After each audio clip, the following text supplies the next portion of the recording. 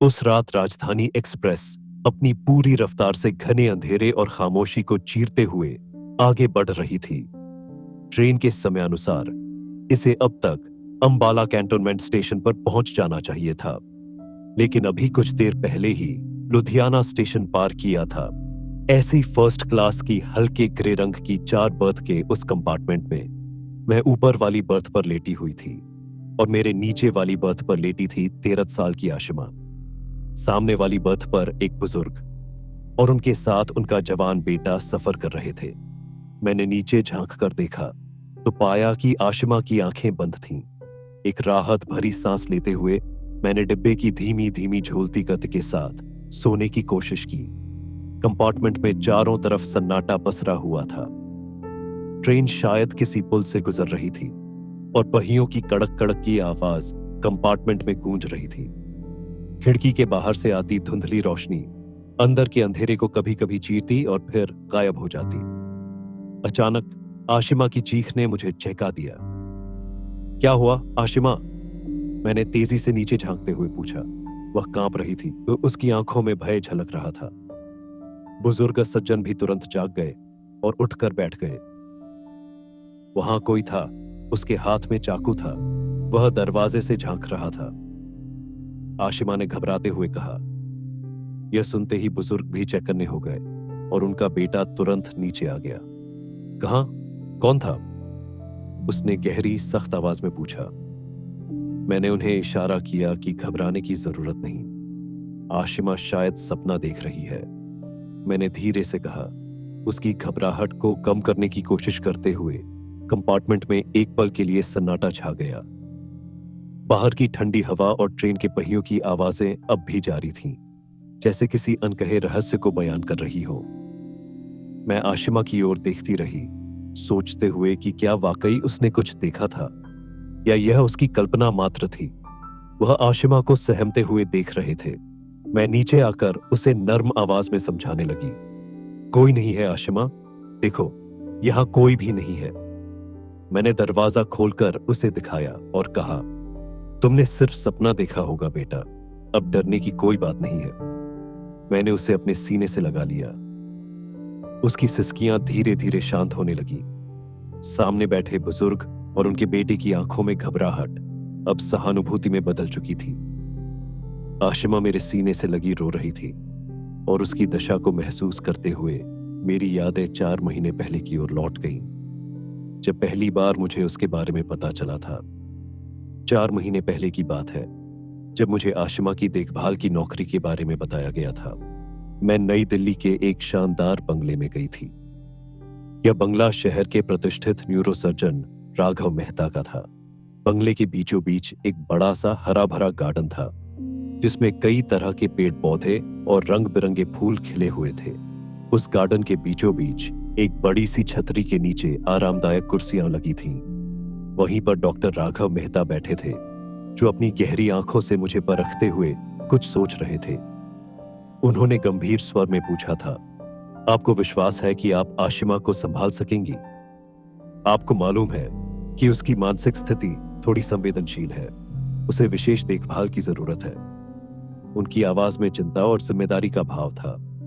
मैंने आत्मविश्वास के साथ जवाब दिया, जी हां डॉक्टर साहब, मैं बच्चों की मानसिक स्थिति को अच्छी तरह समझती हूं। मेरा पोस्ट ग्रेजुएशन भी इसी विषय में है और मुझे पूरा यकीन है कि मैं इसे संभाल लूंगी।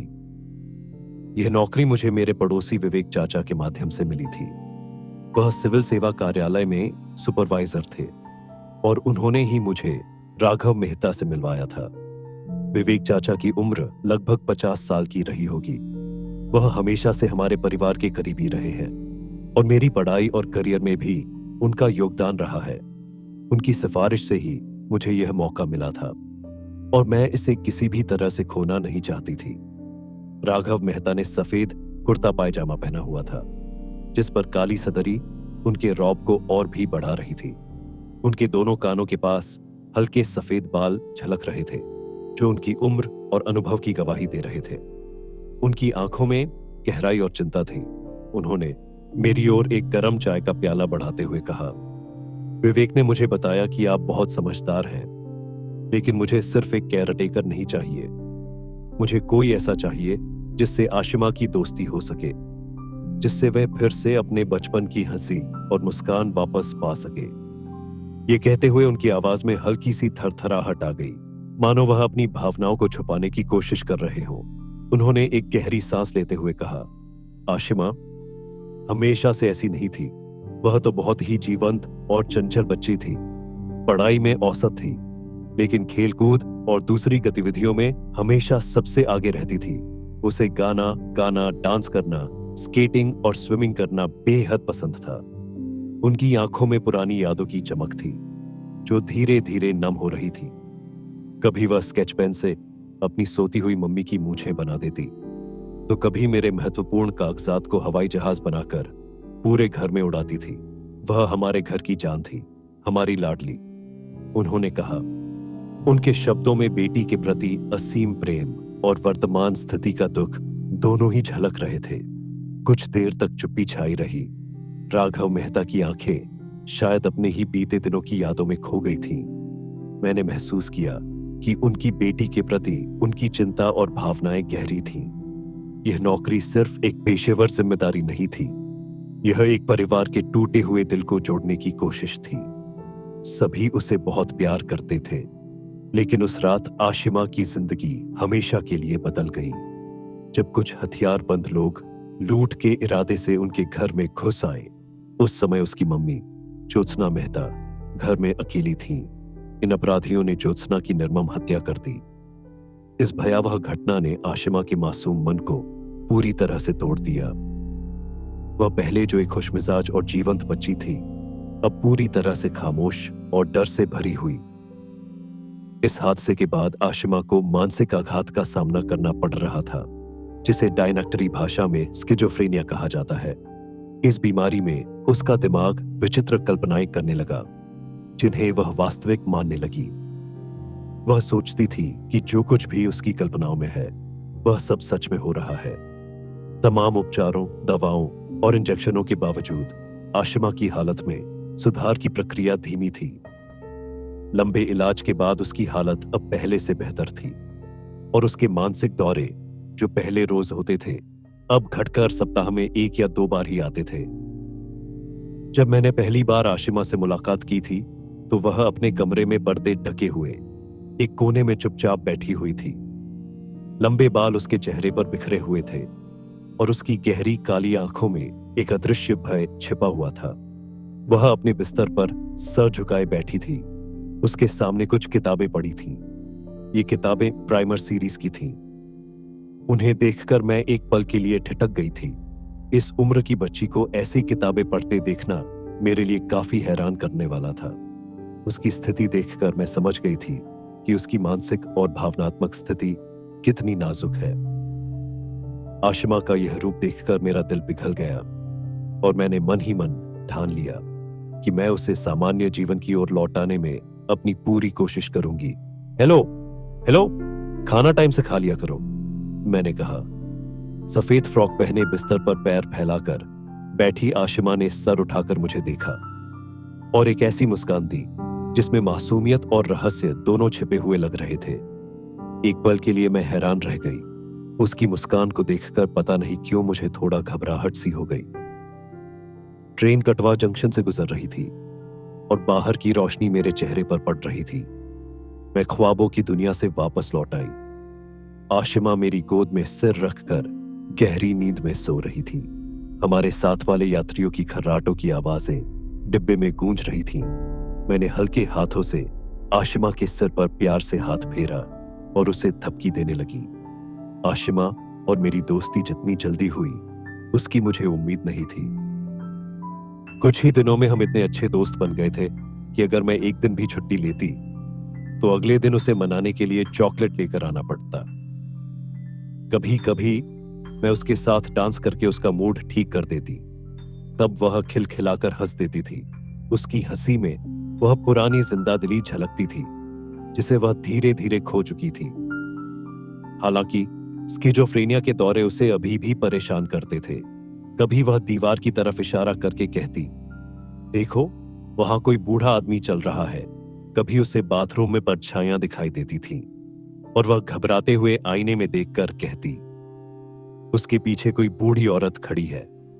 कभी कभी तो वह मेरे बगल में रखी खाली कुर्सी की तरफ देखकर मुस्कुरा देती और हल्के से कहती, हेलो, कैसी हो तुम?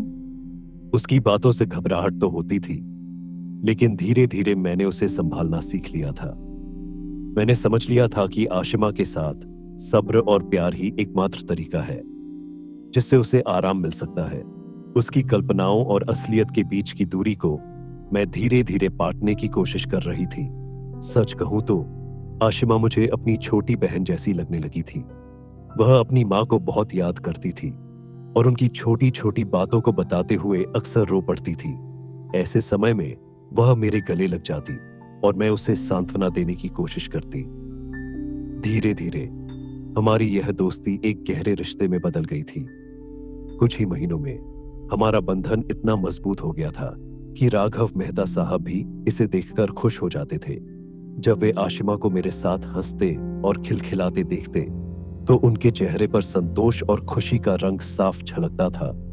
एक दिन जब डॉक्टर ने सुझाव दिया कि आशिमा को नई जगहों पर घुमाना चाहिए, तो राघव मेहता साहब ने मेरी तरफ देखकर हल्की मुस्कान के साथ कहा, शिखा जी, आप ही क्यों नहीं आशिमा के साथ चली जाती? मुझे लगता है कि वह आपके साथ ज्यादा कंफर्ट महसूस करेगी। और वैसे भी मुझे कुछ महत्वपूर्ण सर्जरी के लिए मुंबई जाना है।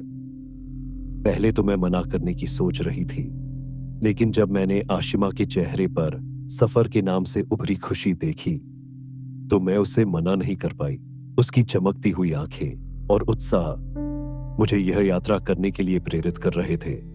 यात्रीगण कृपया ध्यान दें, train number 14645 Shalimar express platform number 3 पर आ रही है। इस उद्घोषणा की आवाज से मेरी नींद टूटी। मैं ट्रेन में वापस लौट आई और देखा कि आशिमा अभी भी मेरी गोद में सिर रखे हुए सो रही थी। उस मासूम चेहरे पर एक अजीब सी शांति थी जो मुझे भीतर तक छू गई। मुझे एहसास हुआ कि जाने कब आंख लग गई थी। शीशे की खिड़की पर जमी हुई ओस की बूंदों को मैंने हथेली से साफ किया और बाहर देखा तो ट्रेन जम्मू रेलवे स्टेशन पर रुकने लगी थी। सुबह के लगभग 6 बजे थे और सुरमई रोशनी में प्लेटफॉर्म पर लोग दौड़ते भागते नजर आ रहे थे। मैंने आशिमा को हल्के से झकझोर कर जगाया और उसके सामान को व्यवस्थित करने लगी। कुछ देर बाद हम दोनों जम्मू रेलवे स्टेशन के बाहर खड़े होकर अपनी कैब का इंतजार कर रहे थे। आशिमा फोन पर अपने पापा से बात कर रही थी, जो उसकी खैरियत जानने के लिए चिंतित थे। उनकी बातचीत में एक सुकून और गर्मजोशी थी जो आशिमा को आश्वस्त कर रही थी। हम जल्द ही श्रीनगर के लिए रवाना होने वाले थे। मौसम में अच्छी खासी ठंडक थी और मैंने आशिमा के मफलर को ठीक से लपेटते हुए उसकी तरफ देखा। वह अपनी हथेलियों को आपस में रगड़कर उनमें गर्म फूंक मारते हुए मेरी तरफ देखकर मुस्कुरा दी। उस मुस्कान में एक ऐसी शांति और सुकून था जिसे मैंने बहुत दिनों बाद उसके चेहरे पर देखा था। जम्मू से श्रीनगर का रास्ता जितना घुमावदार था उतना ही खूबसूरत भी। हर मोड़ पर नए दृश्य खुलते जा रहे थे। पहाड़ों की ऊंचाइयों के साथ साथ हरियाली भरे खूबसूरत रास्ते हमें अपनी ओर खींच रहे थे। हमारी गाड़ी अपनी रफ्तार से चलती रही और ठंडी हवा हमारे चेहरों को छूने लगी। आशिमा अपने लंबे बालों को संभालते हुए उठकर खिड़की से बाहर झांक रही थी। दूर तक फैली बर्फीली चोटियों को देखकर उसकी आंखों में एक अनोखी चमक आ गई थी। शाम तक हम श्रीनगर पहुंच गए। यात्रा की थकान से हमारा शरीर बुरी तरह टूट रहा था, लेकिन उस जगह की खूबसूरती ने हमारे दिलों को बेहद सुकून दे दिया था। लेकिन आशिमा की जिद थी कि हम होटल से बाहर निकलकर थोड़ी देर पैदल टहलने चले। वह खिड़की के पास खड़ी होकर बाहर देख रही थी और बर्फ से ढके नजारों को निहारते हुए बोली, देखो ना, बाहर कितनी प्यारी बर्फ गिरी हुई है। चलो ना शिखा दी, थोड़ी देर टहलते हैं। मैंने हल्की मुस्कान के साथ उसकी तरफ देखा। ठीक है, चलो, लेकिन थोड़ा इंतजार करो, मैं तैयार हो लूं। कुछ देर बाद मैं और आशिमा होटल से बाहर निकले। बाहरी मंजर वाकई जन्नत सा लग रहा था। पहाड़ों के पीछे सूरज धीरे धीरे डूब रहा था और उसकी अंतिम किरणें बर्फ की सफेद चादर पर गिरकर सुनहरी चमक बिखेर रही थी। चारों ओर बर्फ से ढके चिनार के पेड़ों की कतारें एक अद्भुत दृश्य प्रस्तुत कर रही थीं। हम दोनों धीरे धीरे चलते हुए उस सुनसान रास्ते पर बढ़ रहे थे। सन्नाटा धीरे धीरे रात के आगमन का संकेत दे रहा था और इक्का दुक्का लोग ही इधर उधर दिखाई दे रहे थे। ठंडी हवा ने हमारे गालों को हल्का गुलाबी कर दिया था, लेकिन उस ठंड में भी आशिमा की ऊर्जा और उत्साह कम नहीं हो रहा था। बीच बीच में आशिमा रुककर किसी फूल या पेड़ के पत्ते को ध्यान से देखने लगती। मैं उससे थोड़ी आगे बढ़ चुकी थी, लेकिन हर बार उसकी हरकतों पर ध्यान देते हुए पीछे मुड़कर कहती, आशिमा, अरे बाहर आ जाओ, कल इससे ठीक से देखेंगे, अभी तो आगे चलो। एक बार फिर मैंने उसे आवाज दी, आशिमा, चलो ना। लेकिन इस बार उसकी तरफ से कोई जवाब नहीं आया। मैंने घबराते हुए पलटकर देखा तो पाया कि वह चिनार के एक पत्ते को अपने हाथों में लेकर बड़े ध्यान से उसे निहार रही थी। उसकी आंखों में एक अजीब सा आकर्षण था, जैसे वह उस पत्ते में कुछ खास खोजने की कोशिश कर रही हो। मैं तेजी से वापस आशिमा के पास गई और उसके कंधे पर हाथ रखते हुए बोली, क्या हुआ आशिमा, चलो भी, अंधेरा होने लगा है। आशिमा ने अपनी बड़ी बड़ी आंखों से मुझे देखा और धीरे से बोली, दी, बिल्कुल ऐसा ही पत्ता उस पेंटिंग पर था जिससे उस रात मम्मी टकराई थी और पेंटिंग टूट गई थी। उसने पत्ता मेरी ओर घुमाते हुए कहा। उसके शब्दों में एक अजीब सी बेचैनी थी और उसकी आंखें अचानक लाल हो गईं। मैंने घबराते हुए उसके चेहरे की तरफ देखा और पूछा, आशिमा, क्या हुआ, क्यों इतनी परेशान हो? उसने मेरी आंखों में झांकते हुए एक भयानक सच्चाई का खुलासा किया। उसी रात पापा ने मम्मी की पीठ पर 7 बार चाकू मारा था। उसकी बात सुनकर मेरी सांसें अटक गईं। श्रीनगर के उस लकड़ी के काम से सजे होटल के कमरे में, जहां हर कोने में शांति पसरी हुई थी, आशिमा की यह बात मानो हवा में बिजली सी गूंज उठी। कमरे की दीवारों पर लकड़ी की नक्काशी, सफेद बिस्तर पर बिछी साफ चादरें और बाहर की ठंडी हवा का झोंका, सब कुछ एक पल के लिए थम सा गया। हम होटल के कमरे में वापस आ गए थे। सफेद बिस्तर पर मैं लेटी थी और ठीक बगल में आशिमा सो रही थी। उसके माथे पर हल्की सी शिकन थी, जिसे मैं अपने हाथों से सहलाते हुए उसे मुस्कुराकर देख रही थी। मेरे दिमाग में उसके कहे शब्द घूम रहे थे। अगर आशिमा ने यह बात किसी और से कही होती तो शायद वह घबरा जाता, उसकी बात को सच मान लेता। लेकिन मुझे तो उसकी इन बातों की आदत सी हो गई थी। मैं जानती थी कि यह उसकी मानसिक स्थिति का एक हिस्सा है। उसका अतीत और उसकी बीमारी उसे अक्सर ऐसी बातें कहने पर मजबूर कर देते थे। मैंने गहरी सांस ली और उसके पास खिसक कर बैठ गई। आशिमा, मैंने धीरे से कहा, यह सब एक बुरा सपना है। अब हम यहां हैं, बिल्कुल सुरक्षित। तुम मुझसे सब कुछ कह सकती हो, लेकिन तुम्हें यह समझना होगा कि यह तुम्हारे दिमाग की कल्पनाएं मात्र है। उसके चेहरे पर हल्की मुस्कान आई, जैसे उसे मेरे शब्दों से कुछ सुकून मिला हो। मैं बिस्तर पर लेटे लेटे सोच रही थी। तभी मेरी नजर उसके बिस्तर के पास रखी छोटी सी मेज पर पड़ी। वहां लैंप के बगल में कुछ क्राइम थ्रिलर की किताबें रखी थीं, जो आशिमा अक्सर पढ़ती थी।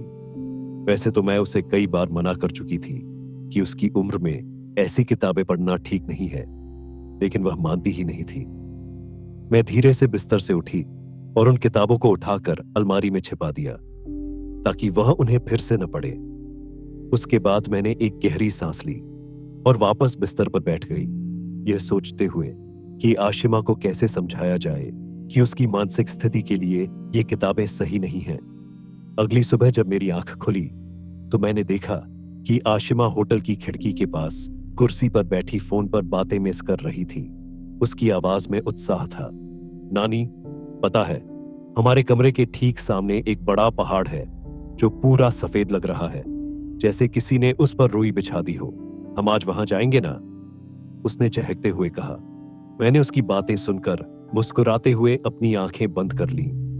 तभी उसने मेरी आहट पाकर पलटकर मुझे देखा और मुस्कुराते हुए बोली, अच्छा नानी, अब फोन रखती हूं, अब हम घूमने जाएंगे। Okay, bye, love you. उसने फोन रखते हुए मेरी तरफ देखा और कहा, उठ गई आप? चलो दी, अब हम घूमने चलेंगे। मैंने अपने बालों का झुर्रा बनाते हुए हल्की सी उबासी ली और मुस्कुराते हुए कहा, अरे भाई, थोड़ा सब्र करो, पहले मैं तैयार तो हो जाऊं। आशिमा मेरी तरफ देखकर हंसते हुए कमरे के बाहर चली गई। मैं भी कुछ देर बाद तैयार होने के लिए उठ खड़ी हुई। मुझे पता था कि आज का दिन भी उसके लिए खास होने वाला है और मैं हर संभव कोशिश कर रही थी कि उसके साथ बिताया हर पल यादगार बने। हम श्रीनगर घूमने निकल गए। पहली ही मंजिल थी डल झील, जहां हमने एक शिकारा वाली नाव किराए पर ली। जैसे ही हम नाव में बैठे, पानी पर चप्पू की हल्की हल्की छप छप की आवाज ने मन को ताजगी से भर दिया।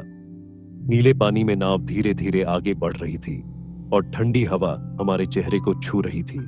आशिमा ने अपनी आंखें बंद कर ली और मुस्कुराते हुए उस शांत माहौल को महसूस करने लगी। हमारे अगले पड़ाव पर था शालीमार बाग। बाग की दोनों तरफ खूबसूरत फूलों की कतारें सजी हुई थीं और उनके बीच से एक नहर बह रही थी।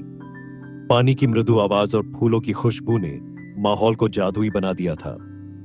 आशिमा ने ताली बजाते हुए अपनी खुशी व्यक्त की, मानो वह इस स्वर्ग जैसे नजारों में खो गई हो। इसके बाद हम परी महल गए। वहां की दीवारें और ऊंचे टेरेस आशिमा के दिमाग में कुछ अनकहे ख्याल ला रहे थे। उसने दीवारों को छूकर उनकी बनावट को महसूस किया, जैसे वह समय में पीछे जाकर इनका इतिहास जानने की कोशिश कर रही हो। क्या सोच रही हो आशिमा? मैंने उसे हल्के से छेड़ा। उसने एक अधूरी सी मुस्कान के साथ कहा, कुछ नहीं, बस सोच रही थी कि अगर मम्मी भी होती तो कितना अच्छा होता। वह और मैं कितना खुश होते। उसकी आंखों में अचानक नमी आ गई। मैं तुरंत उसके पास गई और उसे गले से लगा लिया, उसके दर्द को अपने भीतर महसूस करते हुए। हम वहां काफी देर तक टहलते रहे और फिर शाम होते होते होटल वापस लौट आए। कमरे में पहुंचते ही मैं सोफे पर बैठ गई और आशिमा मेरे सामने वाले बेड पर बैठ गई। वह कुछ सोच रही थी और फिर अचानक बोली, दीदी, मेरी मम्मी बहुत अच्छी थी। मैं उन्हें कितना तंग करती थी, लेकिन उन्होंने कभी मुझे डांटा नहीं। वह शरारत से मुस्कुराई और कहा, मैंने एक बार उनके चश्मे के दोनों लेंस निकाल दिए और चुपचाप बैठ गई। जब मम्मी ने अखबार उठाया और चश्मा लगाया तो बोली, अरे, मुझे कुछ दिखाई क्यों नहीं दे रहा? मैं इतना हंसी कि पूछो मत। उसने फिर थोड़ा गंभीर होते हुए कहा, लेकिन बाद में पता चला कि मम्मी को सब पता था। वह सिर्फ मुझे हंसाने के लिए एक्टिंग कर रही थी। आशिमा ने अपनी आंखों से आंसू पोंछते हुए कहा, आई लव यू मम्मी। उसकी आवाज में प्यार और दर्द दोनों का मिश्रण था, जिसने मुझे भी भावुक कर दिया। मैंने उसकी तरफ प्यार से देखा और कहा, मम्मी जहां भी हैं, वो अब भी तुमसे बहुत प्यार करती हैं आशिमा। और अगर मम्मी तुम्हारे पास नहीं है तो पापा तो हैं, जो तुमसे बहुत प्यार करते हैं। मेरी बात सुनकर वह हल्की सी मुस्कान के साथ बोली, हाँ दीदी, मैं भी पापा को बहुत चाहती हूं। लेकिन उसकी मुस्कान जल्द ही फीकी पड़ गई और उसने सिर झुकाकर कहा, लेकिन मेरा ये दिमाग पता नहीं क्या क्या सोचता रहता है। उसने अपने सिर पर हल्के से हाथ मारा और फिर गहरी सांस लेते हुए बोली, दीदी, जो मैंने आपसे कहा था ना कि पापा ने मम्मी को चाकुओं से मारा था, वो मेरी कल्पना है। लेकिन मेरे दिमाग में यह ऐसा बैठ गया है जैसे मैंने सच में उसे होते हुए देखा हो। और सिर्फ वही नहीं, बहुत सारी चीजें जो कभी हुई ही नहीं, लेकिन लगता है जैसे मैंने उन्हें भी होते हुए देखा हो। मैंने उसे सांत्वना देते हुए कहा, हाँ आशिमा, लेकिन अब तुम धीरे धीरे ठीक हो रही हो। ये उल्टे सीधे ख्यालों को इग्नोर करना सीखना होगा। उसने मेरी बात काटते हुए कहा, कैसे इग्नोर करूं दीदी? जो दिख रहा है उसे कैसे ना देखूं? जैसे अभी इस लड़के को कैसे इग्नोर करूं, बताइए ना। मैंने उसके हाथ का इशारा देखा। वह मेज के बगल वाली कुर्सी की ओर इशारा कर रही थी। मैंने थोड़ा डरते हुए पूछा, कौन है वहां आशिमा? उसने शांत स्वर में जवाब दिया, वह जो बैकुंठ टी शर्ट पहने बैठा है, मेरी उम्र का लड़का है। कल से मुझसे बातें कर रहा है। कहता है कि इस होटल से पहले यहां उसका घर था। गरीबी के कारण उसकी मां ने उसे जहर दे दिया और खुद भी खा लिया। बाद में किसी ने यह जगह खरीद ली और होटल बना दिया। अब वह मेरे सामने बैठा मुस्कुरा रहा है। उसकी बातों से मुझे एक सिहरन सी महसूस हुई। कभी कभी उसकी बातें मुझे डराती थीं और कभी कभी बेहद परेशान कर देती थीं। मुझे पता था कि उसकी मानसिक स्थिति नाजुक है और ये क्राइम स्टोरीज की किताबें उसकी हालत को और खराब कर रही थीं। फिर भी मैंने अपनी घबराहट को छुपाते हुए कहा, आशिमा, यह तुम्हारे दिमाग का खेल है। हमें इस पर ध्यान नहीं देना है। हम मिलकर इससे लड़ेंगे। फिर भी उस रात आशिमा तो गहरी नींद में सो गई, लेकिन मुझे नींद नहीं आई। मेरी नजर बार बार उस कुर्सी पर जाती रही जहां आशिमा ने उस अदृश्य लड़के के बारे में कहा था। हल्की सी हवा भी अगर पर्दे को हिला देती तो मेरे रोंगटे खड़े हो जाते। दिल में एक अजीब सा डर घर कर गया था, लेकिन मैं उसे जाहिर नहीं करना चाहती थी। श्रीनगर में हमने कई खूबसूरत जगहों का दौरा किया। पहाड़ी रास्तों और बर्फ से ढके दृश्यों ने आशिमा को काफी खुश कर दिया था। तकरीबन 7 दिन के इस यादगार टूर के बाद हम दिल्ली वापस लौटने की तैयारी करने लगे। आशिमा को हवाई जहाज से डर लगता था, इसलिए वापसी का टिकट भी ट्रेन से ही करवाया गया। लंबे सफर की थकान के बाद जब हम दिल्ली पहुंचे तो आशिमा की खुशी देखने लायक थी। जैसे ही उसने अपने पापा को देखा, वह दौड़कर उनके गले लग गई। पापा, मैंने आपको बहुत मिस किया, उसने खुशी खुशी कहा। इतने दिनों बाद आशिमा को देखकर डॉक्टर शिखर साहनी की आंखें भी नम हो गईं। उन्होंने मुझे देखकर सिर झुकाकर धन्यवाद दिया, मानो कह रहे हों कि आपने मेरी बेटी को खुशियों से भर दिया। आशिमा अब पहले से बेहतर लग रही थी। उसकी मुस्कान में अब एक अलग ही चमक थी, जो मेरी मेहनत और हमारी दोस्ती का प्रमाण थी। मैं जानती थी कि अभी सफर खत्म नहीं हुआ था। कुछ दिन बाद हमें एक और यात्रा पर निकलना था, जो आशिमा के मानसिक और भावनात्मक स्वास्थ्य के लिए जरूरी था। रात को जब मैं अपने घर पहुंची और अपने बिस्तर पर लेटी, तो मेरे दिमाग में बस एक ही ख्याल था, आशिमा। इतने दिनों में वह मेरे कितनी करीब आ गई थी। मैंने महसूस किया कि अब उसका ख्याल रखना सिर्फ मेरी नौकरी नहीं, बल्कि मेरी जिम्मेदारी भी बन गई थी। वह मेरी छोटी बहन जैसी थी और उसकी खुशी में ही मेरी खुशी थी। बलराज अंकल से मिलने के लिए मैं लॉबी में वेट कर रही थी।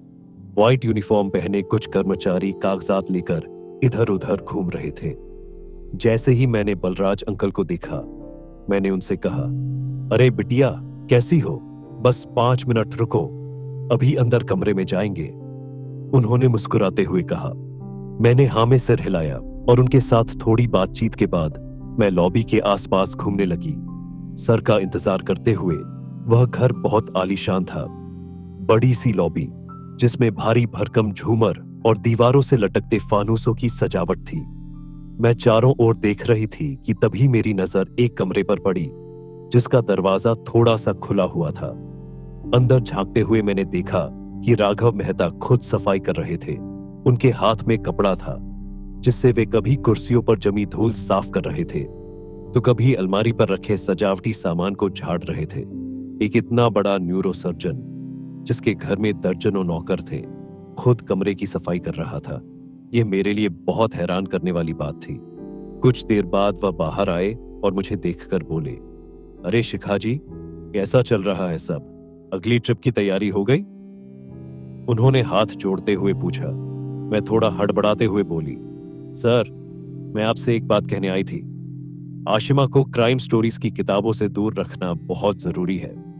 अगर आप घर के स्टाफ से कहें कि उससे ये किताबें न दें, तो मुझे लगता है कि इससे उसकी मानसिक स्थिति पर सकारात्मक असर पड़ेगा। राघव साहब ने मेरी बात काटते हुए कहा, लेकिन वो किताबें उसकी नानी भेजती हैं।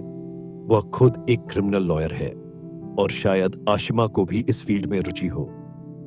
फिर मुस्कुराते हुए बोले, लेकिन थैंक यू, मैं सुनिश्चित करूंगा कि आशिमा को आइंदा वे किताबें न मिले। आशिमा की तबीयत में पहले से काफी सुधार होने लगा था। अब उसे दिमागी दौरे महीने में 1 आध बार ही पड़ते थे। उसकी दिनचर्या भी सुधरने लगी थी। मैं उसे पढ़ाई करवाती थी और शाम को हम साथ में आइसक्रीम खाने जाते। उसे गिटार सीखने का बहुत मन था। इसीलिए हम इंटरनेट ट्यूटोरियल की मदद से गिटार सीखने की कोशिश कर रहे थे। अगले सफर पर निकलने से ठीक एक शाम पहले जब हम गिटार ट्यून कर रहे थे, अचानक एक तार टूट गई। मैंने परेशान होकर कहा, टूट गई, अब क्या करें? आशिमा ने तुरंत सुझाव दिया, दी, स्टोर रूम में एक्स्ट्रा स्ट्रिंग्स का पैकेट रखा है, पैकेट के साथ मिला था। ठीक है, मैं लेकर आती हूं, तुम यही रहना। आशिमा स्टोर रूम की ओर बढ़ गई और मैं वहीं बैठी रही। थोड़ी देर बाद जब आशिमा नहीं लौटी तो मैंने उसे देखने की सोची। स्टोर रूम पहुंचकर मैंने देखा कि वहां काफी अंधेरा था। जगह जगह पुराना कबाड़ जमा था, टूटी कुर्सियां, सीढ़ियां, पुराने डिब्बे और न जाने क्या क्या, सब कुछ धूल में ढंका हुआ था। मैंने अपने मोबाइल की टॉर्च ऑन की और चारों ओर देखा। आखिरकार मुझे स्ट्रिंग्स का पैकेट मिल गया। जैसे ही मैंने पैकेट उठाया और वापस जाने के लिए मुड़ी, मेरी नजर एक कोने में रखी बड़ी सी पेंटिंग पर पड़ी। लकड़ी के फ्रेम में जड़ी उस पेंटिंग का शीशा टूटा हुआ था। मैं ठिठक गई और पेंटिंग के करीब पहुंची। टॉर्च की रोशनी उस पर डाली तो मेरी आंखें फटी की फटी रह गईं। पेंटिंग पर चिनार के पत्ते बने हुए थे, बिल्कुल वैसे ही जैसे आशिमा ने बताया था। मेरे हाथ पांव कांपने लगे। अचानक आशिमा की वो बात मेरे जहन में गूंजने लगी। पापा ने मम्मी पर 7 बार चाकू मारा। मम्मी तड़पती रही, दीवार से टकराई तो दीवार पर लटकी पेंटिंग नीचे गिरी और शीशा टूट गया। फिर खून से लथपथ मम्मी भी उसी के पास गिर गई। मैं सांस रोककर खड़ी रही। इस पेंटिंग को देखकर ऐसा लगा जैसे आशिमा की बातें सच हो सकती है। डर और शक ने मेरे मन को घेर लिया। मैंने खुद को संभालने की कोशिश की, लेकिन पेंटिंग की उस भयावह छवि से खुद को अलग करना मुश्किल हो रहा था। तो क्या जो आशिमा ने देखा था वह सिर्फ उसका दिमागी खलल नहीं था? यह सवाल मेरे मन में लगातार गूंज रहा था। तभी ट्रेन के अनाउंसमेंट ने मेरा ध्यान खींचा। यात्रीगण कृपया ध्यान दें, ट्रेन नंबर 3424 नई दिल्ली से डिब्रूगढ़ जाने वाली डिब्रूगढ़ राजधानी एक्सप्रेस प्लेटफॉर्म संख्या 3 से चलने के लिए तैयार है। इस घोषणा के साथ ही ट्रेन आहिस्ता आहिस्ता खिसकने लगी थी। प्लेटफॉर्म और ट्रेन के अंदर हलचल तेज हो गई थी। सीट के सबसे किनारे शीशे वाली खिड़की से सटकर बैठी आशिमा फोन पर अपने पापा से बातें कर रही थी। हाँ, जस्ट अभी चली है। हाँ, ख्याल रखूंगी, आप परेशान मत होना। Okay okay bye. जैसे ही प्लेटफॉर्म का शोर मध्यम पड़ने लगा, मेरा ध्यान फिर से उस सवाल पर लौट आया जो लगातार मेरे जहन में बढ़ता जा रहा था। क्या वाकई राघव मेहता ने अपनी बीवी ज्योत्सना मेहता का कत्ल किया था? आशिमा अपनी कल्पना को जिस तरह बयान करती थी, उसमें वह छोटी छोटी जानकारियां भी इस तरह देती थी जैसे वे सच हों। मिसाल के तौर पर, जब उसने होटल में उस अदृश्य लड़के का जिक्र किया था तो उसने बताया था कि लड़के ने बैंगनी टी शर्ट पहनी है। यह मुमकिन था कि यह उसकी कल्पना हो, लेकिन जिस सटीकता से उसने यह विवरण दिया था वह मुझे सोचने पर मजबूर कर रहा था। चाकू लगने पर उसकी मम्मी की दीवार से टकराने और पेंटिंग के गिरने वाली बात भी शायद एक कल्पना हो सकती थी, लेकिन दिमाग का एक हिस्सा यह भी कह रहा था कि हो सकता है वह जो कह रही है उसमें कुछ सच्चाई हो। मेरी आंखें ट्रेन की खिड़की से बाहर जा रही थीं, लेकिन मन के भीतर सवालों का तूफान चल रहा था। आशिमा की बातों और उसके व्यवहार ने मुझे उलझन में डाल दिया था। क्या यह सब महज एक मानसिक भ्रम था या फिर कहीं न कहीं कोई छिपा हुआ सच हो? क्यों? नींद आ रही हो तो सो जाना। मैंने उसे उबासी लेते हुए देखा तो कहा। वह मेरे करीब आई और मेरी गोद में सर रखकर लेट गई। मैं अपनी गोद में रखा उसका सर आहिस्ता आहिस्ता सहलाने लगी। मेरी नजर सामने खिड़की से गुजरते उस खूबसूरत मंजर पर जा रही थी, जिसमें दूर तक फैले हरे भरे खेत पीछे भागते जा रहे थे और नजर की हद पर जमीन और आसमान मिल रहे थे। लेकिन जब मन किसी उलझन में होता है तो खूबसूरत से खूबसूरत मंजर भी उबाऊ लगते हैं। दोपहर के वक्त मैंने आशिमा को दवा खिलाकर उसे लोअर बर्थ पर सुला दिया था और साथ वाली लोअर बर्थ पर मैं लेट गई थी, लेकिन मेरा मन कशमकश में झूल रहा था। तभी मुझे एक ख्याल आया। मैंने फोन निकाला और एक नंबर डायल किया। मैंने फोन कान से सटाकर हल्की आवाज में कहा, हेलो बलराज अंकल। हाँ, मैं बोल रही हूँ, शिखा। आशिमा पास में सो रही थी, इसलिए मैं हल्की आवाज में बात कर रही थी। मैंने बलराज अंकल से उस पेंटिंग के बारे में पूछा। वह बोले, पेंटिंग? वो जो स्टोर रूम में रखी है? बेटा, मुझे तो वह ठीक से याद नहीं है, लेकिन साहब को पेंटिंग वगैरह का बहुत शौक है। वो साल 2 साल में बदल देते हैं। अरे, टूट गई होगी, इसमें क्या बड़ी बात है? और यह सब क्यों पूछ रही हो तुम? बस यूं ही, मैंने बलराज अंकल से कहा। फिर अचानक एक और सवाल मेरे मन में आया। अंकल, एक बात और पूछूं? साहब और उनकी वाइफ के बीच रिलेशन कैसा था? मैंने धीरे से पूछा। बलराज अंकल थोड़ी देर चुप रहे, फिर बोले, बेटा, ये सब बातें तुम क्यों जानना चाहती हो? जो बीत गया वो सब भूल जाओ। उनकी आवाज में हल्की चिंता थी, लेकिन हाँ, उनके बीच कभी कभी अनबन हो जाती थी। बाकी सब ठीक था। मैंने हल्की आवाज में धन्यवाद कहा और फोन काट दिया। मेरी नजर अब भी उस खूबसूरत मंजर पर थी, लेकिन मेरे मन में सवालों की एक लंबी कतार खड़ी हो गई थी। क्या जो कुछ हुआ वह सब सिर्फ एक कल्पना थी, या फिर कहीं न कहीं सच का एक अंश छिपा था? गाड़ी गुवाहाटी जंक्शन पर रुक चुकी थी। आशिमा अभी भी गहरी नींद में थी। मैंने उसे हल्के से झंझोड़ा। आशिमा, उठो, हम पहुंच गए हैं। उसने आंखें मसलते हुए धीरे से सिर उठाया और खिड़की से बाहर देखा। यहां तो सब कुछ नया लग रहा है। उसने थोड़ी उत्सुकता से कहा, हाँ, ये जगह हमारे लिए नई है। मैंने उसके बालों पर हाथ फेरते हुए कहा, अब हमें होटल तक जाना है। हम ट्रेन से उतरकर स्टेशन की भीड़ में शामिल हो गए। बाहर ऑटो और टैक्सियों का रेला था। मैंने एक टैक्सी बुक की और हम होटल की ओर चल पड़े। रास्ते भर आशिमा बाहर के नजारे देखती रही, जैसे वह हर एक दृश्य को अपने मन में कैद कर लेना चाहती हो। होटल में चेक इन के बाद हमने थोड़ी देर आराम किया। मैं अभी भी बलराज अंकल की बातों के बारे में सोच रही थी। राघव मेहता का अपने परिवार के प्रति प्यार और उनकी चिंता ने मेरी सोच को थोड़ा बदल दिया था। शायद मैं गलत दिशा में सोच रही थी।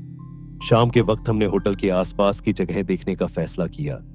हमने पास ही के एक बाजार में घूमना शुरू किया, जहां हर चीज में एक स्थानीय रंग और खुशबू थी।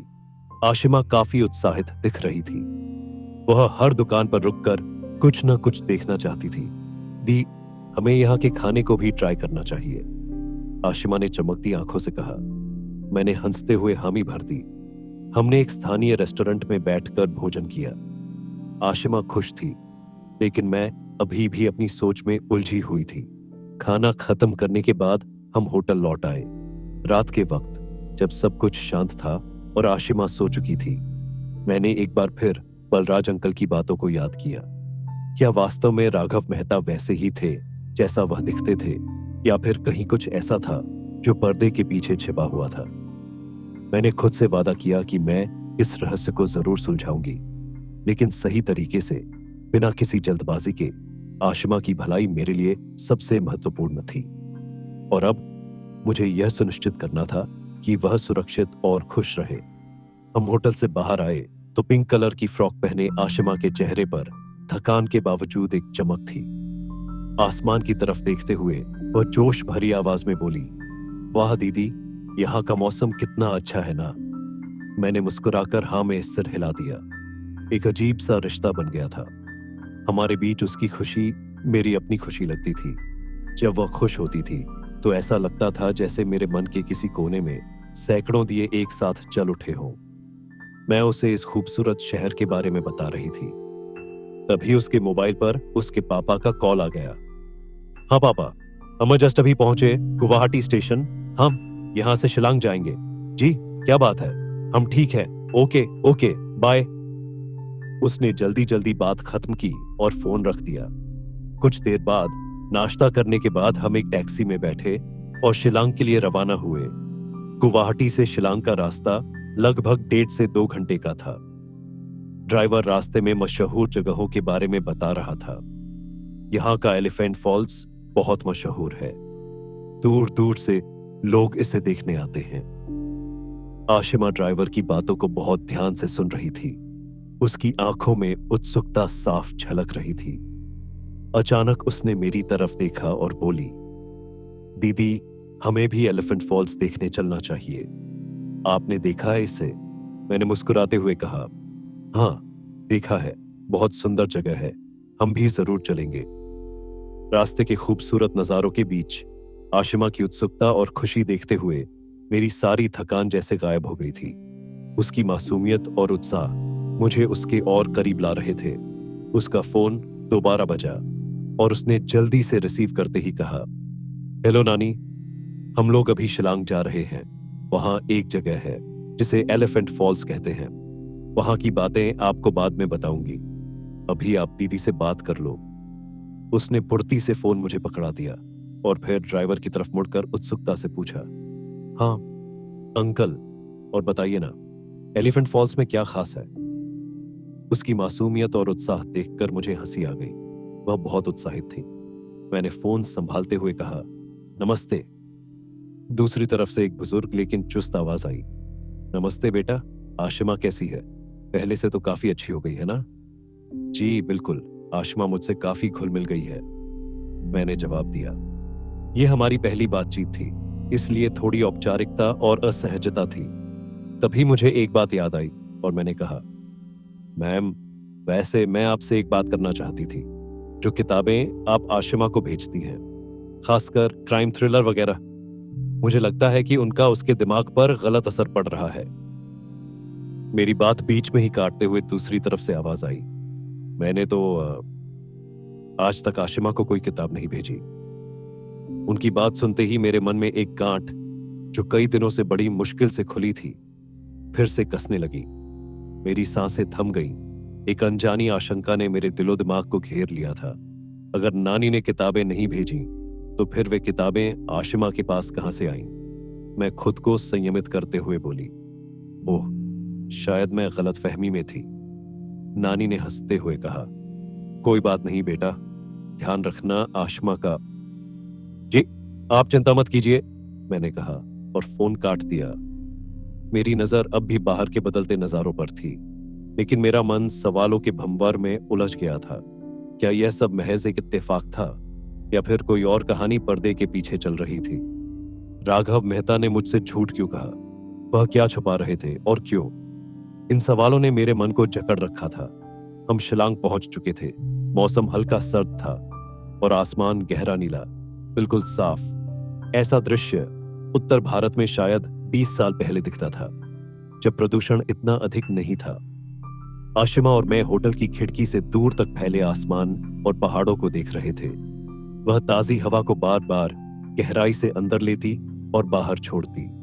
दूर खड़े पहाड़ों को गौर से देखने पर उनकी छोटी छोटी दरारें जैसी लकीरें दिखती थीं, जो दरअसल वे रास्ते थे जिन पर लोग आते जाते थे। यह एक अलग ही दुनिया थी। अगली सुबह शिलांग के पुलिस बाजार इलाके में घूमते हुए आशिमा काफी खुश लग रही थी। चौराहे पर 2 तरह के बाजार लगे ही हुए थे। एक तरफ लोकल जायका था, जिसमें वहां के फल, सब्जियां और जड़ी बूटियां मिल रही थीं। दूसरी तरफ स्ट्रीट फूड के स्टॉल्स थे, जहां से लजीज खाने की महक आ रही थी। आशिमा की आंखें चमक रही थीं और वह हर चीज को उत्सुकता से देख रही थी। लेकिन इन सारी रंगीनियों के बीच भी मेरे मन में एक अजीब सी हलचल थी। मेरे दिमाग में वही सवाल बार बार घूम रहा था, आखिर राघव मेहता ने मुझसे झूठ क्यों बोला? क्या वह कुछ बड़ा राज छुपा रहे हैं? दी, आप कुछ सोच रही हैं? आशिमा ने अचानक पूछा। उसकी मासूमियत भरी आवाज ने मेरी तंद्रा तोड़ी। नहीं, कुछ नहीं, बस ऐसे ही, मैंने मुस्कुराकर कहा। लेकिन अंदर ही अंदर मैं जानती थी कि यह सवाल मुझे तब तक परेशान करेगा जब तक मुझे इसका जवाब नहीं मिल जाता। आशिमा ने मेरी बात पर ज्यादा ध्यान नहीं दिया और अपनी खरीदारी में व्यस्त हो गई। लेकिन मैं जानती थी कि यह झूठ और राज्य की गुत्थी जल्दी ही सुलझानी होगी, नहीं तो यह अनदेखा खतरा हम पर हावी हो सकता है। तभी मुझे एक ख्याल आया और मैंने आशिमा के फोन से उसकी नानी का नंबर लेकर उन्हें अपने फोन से कॉल किया। मेरी बात सुनने के बाद उन्होंने कहा, न जाने क्यों मुझे भी ऐसा लग रहा है कि जो तुम सोच रही हो वह चाहे पूरा सच न हो, लेकिन कुछ तो है जिसे जानना जरूरी है। लेकिन राघव मेहता ज्योत्सना का कत्ल क्यों करेगा? यह बात मुझको समझ नहीं आ रही है। वह भी तब जब इन दोनों का तलाक करीब करीब हो ही गया था, मैंने उनकी बात दोहराई। तलाक? तो फिर राघव मेहता के पास हत्या करने का कोई कारण नहीं होना चाहिए, है ना? उन्होंने कहा, हाँ, राघव मेहता के पास सब कुछ है, लेकिन मेरी बेटी यानी आशिमा की मां भी एक डॉक्टर थी और वह भी कुछ करना चाहती थी, लेकिन राघव इसके लिए तैयार नहीं थे। वह चाहते थे कि वह सिर्फ घर की जिम्मेदारी संभाले। मेरी बेटी ने बहुत बर्दाश्त किया, लेकिन आखिरकार तंग आकर उसने तलाक की अर्जी दे दी। उनकी बातों में छुपा दर्द महसूस कर मैं कुछ पल के लिए खामोश हो गई। उन्होंने आगे कहा, तुम जो कर रही हो वह सही है।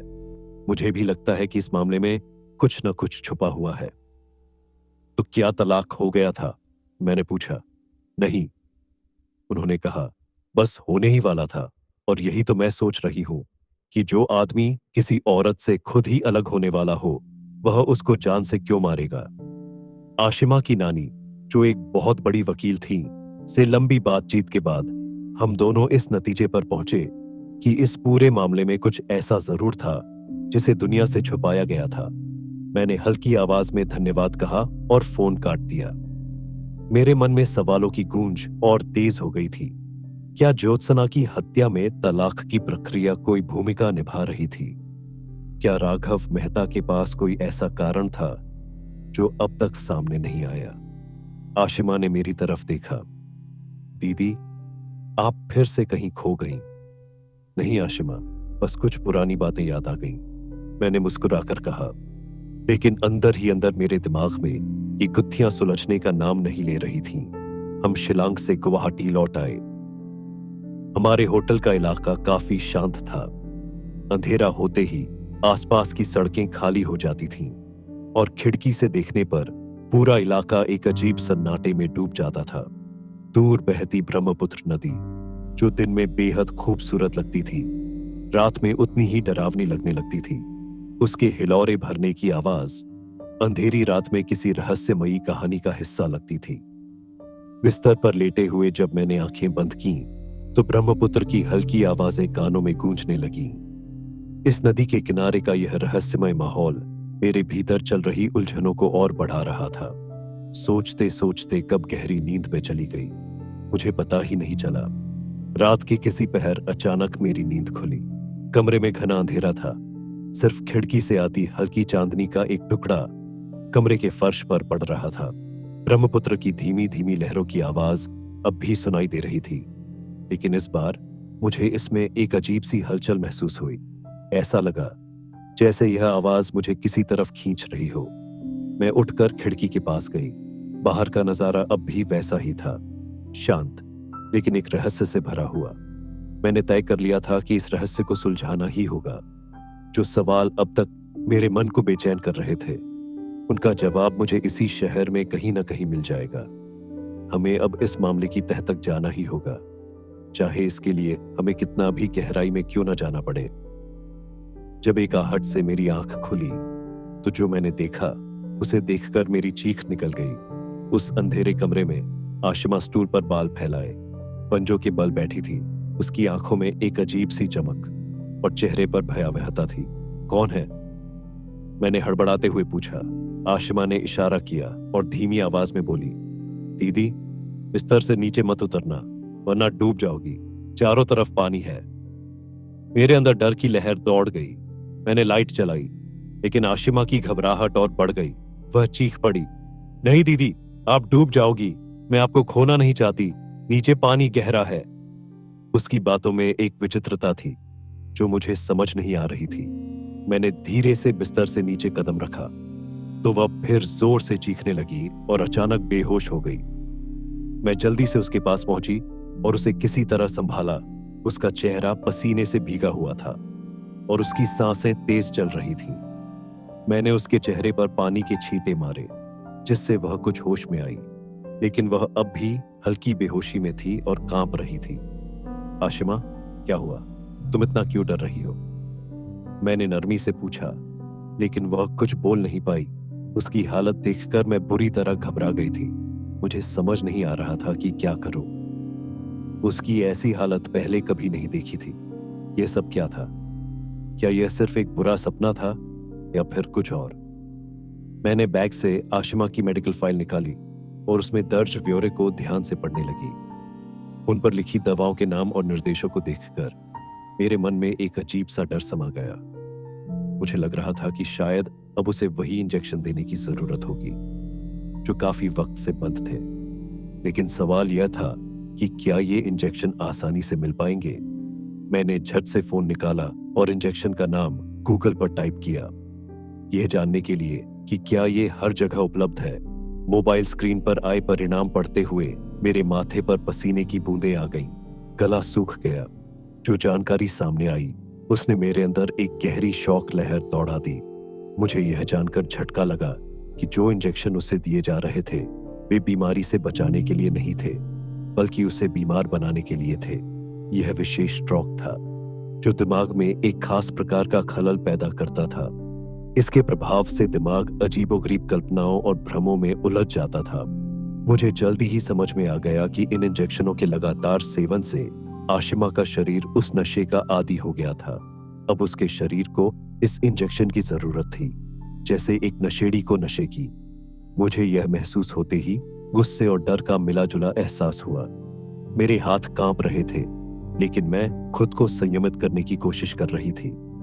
एक पल के लिए मुझे समझ नहीं आया कि मुझे क्या करना चाहिए। तभी मेरे भीतर कुछ और जाग उठा और मैंने बिना सोचे समझे फोन उठाया। राघव मेहता का नंबर दबाते हुए मेरा दिल तेजी से धड़क रहा था। यह जानने की मजबूरी थी कि वह इस सब के पीछे था या नहीं। हेलो हेलो शिखा जी, इस वक्त सब ठीक तो है? दूसरी तरफ से घबराई हुई आवाज सुनाई दी। मैंने चुप रहते हुए गहरी सांस ली और कहा, बिल्कुल ठीक नहीं है, आशिमा की तबीयत बिगड़ गई है। मैंने उसे पूरी स्थिति के बारे में बताया और साथ ही यह भी जोड़ा कि उसकी हालत अब बहुत गंभीर हो चुकी है।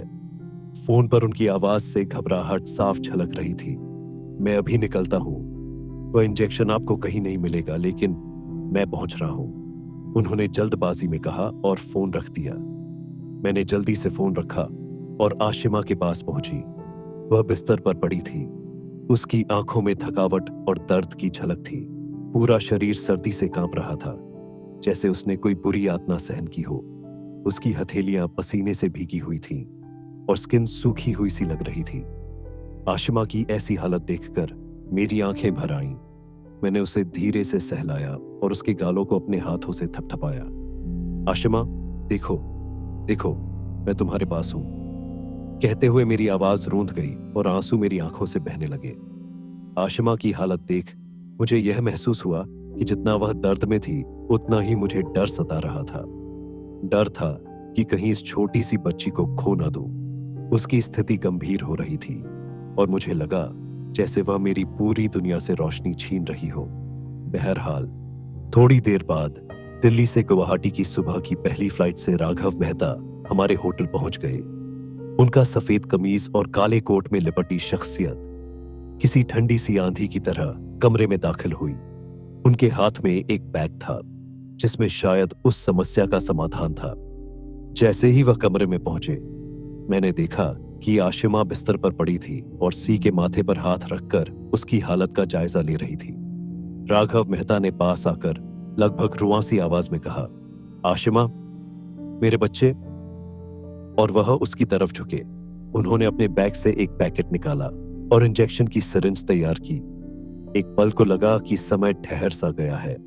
जब उन्होंने सिरिंज में दवा भरी और आशिमा की बाहों में इंजेक्शन लगा दिया, उस पल में मुझे समझ आया कि यह लड़ाई सिर्फ आशिमा के लिए नहीं थी, बल्कि यह हमारे सभी के लिए एक बड़ा कदम था।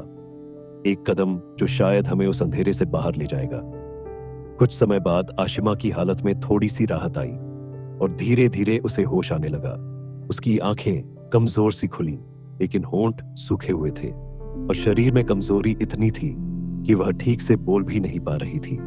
उसके चेहरे पर दर्द और थकावट की छाया साफ दिख रही थी।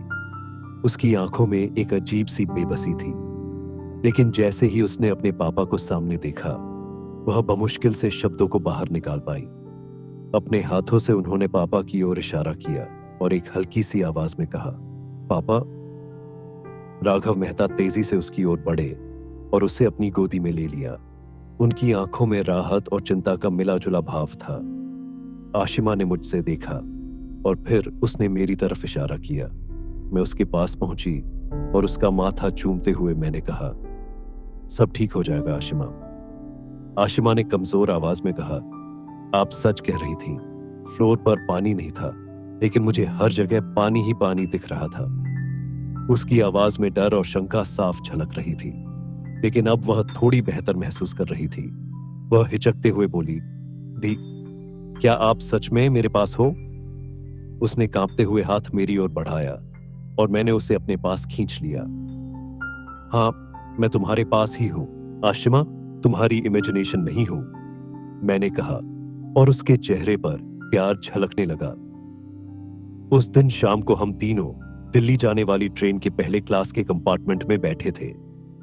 आशिमा अपने पापा की गोद में खेल रही थी, मोबाइल में किसी गेम में खोई हुई थी। राघव मेहता अपनी सीट पर बैठे हुए थे और मैं चुपचाप उन्हें देख रही थी। कुछ पल के लिए उनके चेहरे पर कोई भावना छिपी हुई सी लगी और मैंने देखा कि वह असहज भी हो गए थे। उनका चेहरा कुछ बेचैन सा था, जैसे वह खुद को किसी अजनबी दुनिया में महसूस कर रहे हो। लेकिन फिर सब कुछ सामान्य हो गया। आशिमा की मुस्कान वापस लौट आई थी और उसकी हंसी ने ट्रेन की खिड़की से बाहर देखने की सर्द रात को भी गर्म कर दिया। हम सभी एक दूसरे के पास बैठे थे, लेकिन मेरे मन में यह सवाल अभी गूंज रहा था कि राघव मेहता के भीतर क्या छिपा था। मैं खिड़की से बाहर के उस दृश्य को देख रही थी जहां अंधेरा धीरे धीरे फैलता जा रहा था। ट्रेन की लाइट्स धुंधली सी हो गई थीं और दूर दूर तक फैले खेतों और पहाड़ियों के साइलेंट शेडोव्स मानो किसी गहरे रहस्य को अपने भीतर समेटे हुए थे। आशिमा लोअर बर्थ पर आराम से सोई हुई थी और उसके चेहरे पर एक तरह की राहत महसूस हो रही थी। राघव मेहता ने उसे ब्लैंकेट ओढ़ाया, फिर खुद उठकर दरवाजा खोला। कंपार्टमेंट की हल्की सी खड़खड़ाहट में दरवाजे से बाहर की ठंडी हवा का झोंका अंदर आया, जिससे उनके बाल और कोट के सिरे हल्के से उड़े। वह कुछ पल के लिए दरवाजे पर खड़े हो गए, जैसे बाहर के अंधेरे से किसी गहरे विचार में डूबे हुए थे। मैं खिड़की से बाहर देख रही थी, लेकिन अचानक मैंने महसूस किया कि वह चुपचाप खड़े हैं और मेरी आवाज सुनते ही उन्होंने पलटकर मुझे देखा। नींद नहीं आ रही? मैंने पूछा। हाँ, ट्रेन में सफर की आदत नहीं है, उन्होंने हल्के से कहा। फिर एक लंबी सांस लेते हुए दरवाजे के बाहर अंधेरे में निहारने लगे। हवा की आवाज और दूर कहीं रात की सर्दी में चिड़पिंग की आवाजें ही सुनाई दे रही थीं। मैंने धीरे से कहा, जो हाथ खून से सने होते हैं उन्हें वैसे भी नींद नहीं आती। मेरी बात से वह थोड़ा चौंके। उन्होंने पलटकर मुझसे पूछा, क्या? और फिर वे थोड़े असमंजस में दिखे। मैंने तुरंत अपने बैग से वह खाली इंजेक्शन निकाला जो उन्होंने आशिमा को लगाया था। उस पर दवाई का नाम नहीं था, लेकिन यह वही इंजेक्शन था जो मैंने राघव मेहता से लिया था। यह देखिए, मैंने कहा, यह इंजेक्शन जो आपने आशिमा को लगाया था वह दवा नहीं बल्कि कुछ और ही है। ये कब से लगा रहे हैं? मेरी बात सुनकर उनके चेहरे पर कुछ हलचल हुई। उनकी भौहें तन गईं और उनकी आंखों में एक शंका और असमंजस का मिश्रण था। वे कुछ पल के लिए चुप रहे और फिर उन्होंने जवाब दिया, यह सब क्या है? राघव मेहता ने अपना हाथ आगे बढ़ाते हुए मुझसे पूछा, यह कहां से ले आए तुम? उनके स्वर में घबराहट और गुस्से का मिश्रण था और उनकी आंखों में एक गहरी बेचैनी साफ दिख रही थी। यह दवा है, देनी पड़ती है, यह नशे की दवा है। मैंने शब्दों को धीरे धीरे दोहराया, जैसे हर शब्द पर गहरी चोट कर रही हो। मैं उनके करीब बढ़ते हुए बोली, उसकी नसों में यह जहर घोलकर आपने उसे खोखला कर दिया है। न चाहते हुए भी मेरी आवाज अब कुछ तेज हो चुकी थी और यह साफ महसूस हो रहा था कि मैंने उनका दिल छेड़ा है। राघव मेहता के चेहरे पर घबराहट और बेचैनी बढ़ने लगी थी और मैं उनका सामना करती हुई कह रही थी, यह क्या खेल है? तुम किसे बेवकूफ बना रहे हो? राघव मेहता खुद को संभालते हुए गहरी सांस लेते हुए बोले, तुम जानती ही क्या हो मेडिकल साइंस के बारे में, तुम्हें क्या समझ में आता है? और बात को अधूरी छोड़ते हुए वह पलटने लगे। मैंने उनका पीछा करते हुए उनसे पूछा, लेकिन एक बात तो बताइए, आपने अपनी पत्नी का खून क्यों किया? यह सवाल मैंने सिर्फ एक अंदाजे के तौर पर किया था, लेकिन मेरे शब्दों में जो गहराई थी वह उन्हें हिला रही थी। हमारे बीच चुप खामोशी ने साफ बता दिया कि मैंने जो कहा वह तीर की तरह बिल्कुल निशाने पर लगा था। उनकी आंखों में घबराहट के स्पष्ट संकेत थे और उनकी सांसें तेज हो गईं। अचानक उनके चेहरे पर गुस्सा उमड़ा और वह बोले, तुम आखिर चाहती क्या हो? अभी इसी वक्त नौकरी से निकाल दो तुम्हें? हाँ, यह सच है, मैंने अपनी बीवी को मारा। अब जाओ, जो करना है करो और मुझे शांति से छोड़ दो। उनकी आवाज में जो गुस्सा था वह हवा में गूंज रहा था, लेकिन मैंने उन्हें वहीं रोक दिया। वह तेजी से कुछ कदम आगे बढ़े, लेकिन फिर कुछ पल के लिए रुक गए। मैंने उनके पीछे मुड़कर देखा और देखा कि आशिमा वहीं पीछे खड़ी थी। उसकी आंखों में घबराहट थी और वह सिसक रही थी, जैसे उसने वह सब सुन लिया हो जो राघव मेहता ने कहा था। आशिमा का चेहरा पीला पड़ गया था। उसकी आंखों में डर और आश्चर्य का मिश्रण था। वह कभी मुझे, कभी अपने पिता की तरफ आश्चर्य से देखती और फिर अचानक से एक गहरी सिसकी में डूब गई। मैंने तुरंत उसकी तरफ बढ़ते हुए कहा, आशिमा, तुम ठीक हो? लेकिन वह बस चुपचाप मेरी तरफ देखती रही। उसकी आंखों से आंसू गिरते जा रहे थे। वह सारी बातें सुन चुकी थी और अब उसके लिए हर एक शब्द जैसे चुभते हुए कांटे बन गए थे। राघव मेहता अपनी बेटी के सामने घुटनों के बल बैठ गए थे। उसकी आंखों में पछतावे और घबराहट साफ दिखाई दे रही थी। उन्होंने अपनी दोनों हथेलियां आशिमा के कंधों पर रख दी और कांपते हुए कहा, माफ कर दो बेटा, मुझे माफ कर दो। उनके शब्दों में कोई ताकत नहीं थी, बस एक गहरी अफसोस और खुद से जूझने की चेष्टा थी।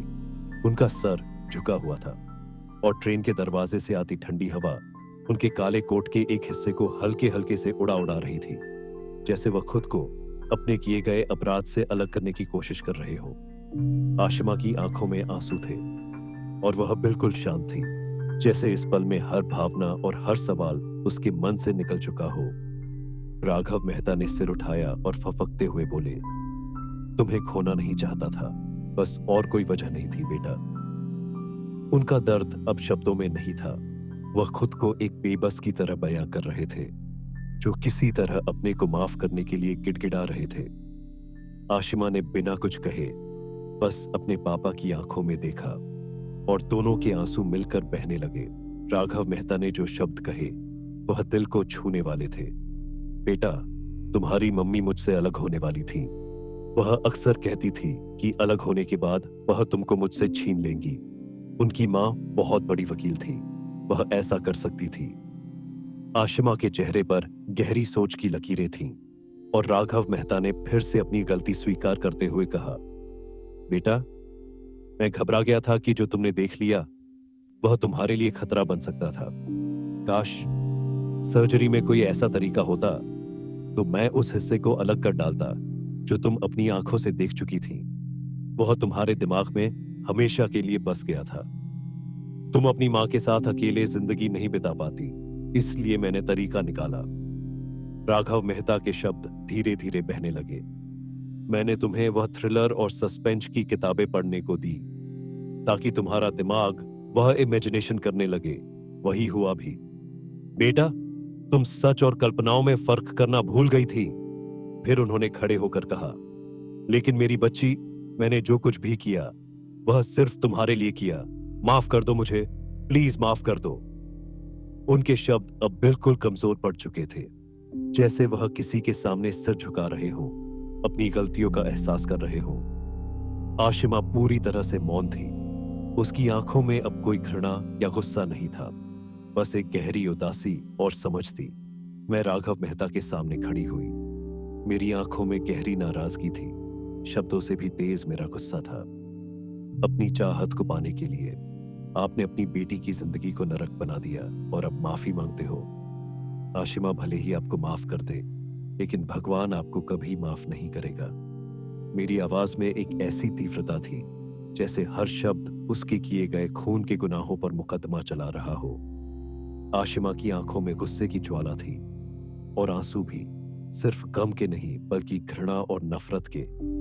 उसने अपने कंधों को झटकते हुए राघव मेहता को दूर किया। फिर वह सीधे मेरे पास आई, जैसे किसी को अपनी आहत आत्मा से अपना दर्द साझा करना हो।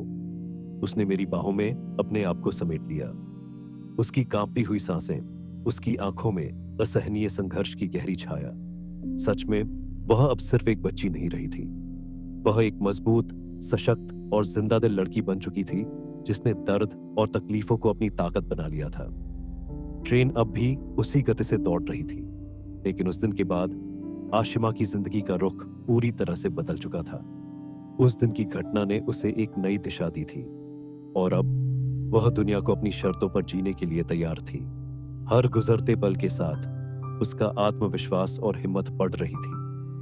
राघव मेहता अब जेल में सड़ रहे हैं।